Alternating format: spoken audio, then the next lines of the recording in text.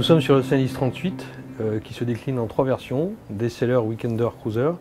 C'est en fait le bateau évoluable à souhait selon les envies du client, selon son cycle de vie, selon où est-ce qu'il habite, selon plein de choses. En fait, il peut faire évoluer son bateau, aussi bien enlever, rajouter des choses.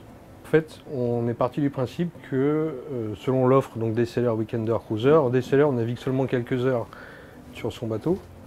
Donc on va avoir besoin du strict minimum.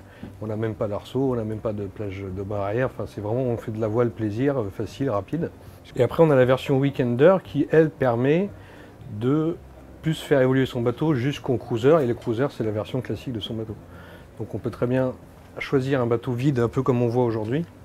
Et puis après, rajouter des packs.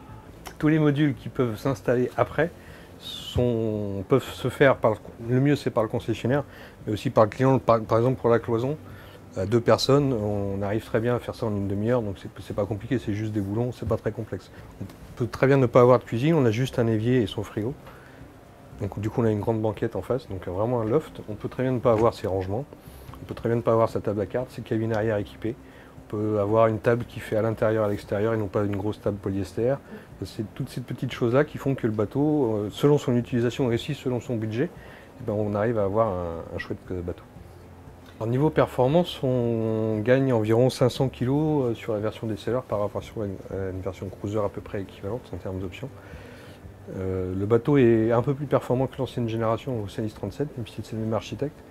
Déjà parce qu'on est plus sur une carène à bouchin, avec une carène très large, donc très puissante. Mais aussi on est sur le grand tirant d'eau, on a une quille gantée, on est en bisafran, on n'a plus de ligne d'arbre, on est en sail drive, donc il y a beaucoup moins de traînées, donc le bateau est plus performant.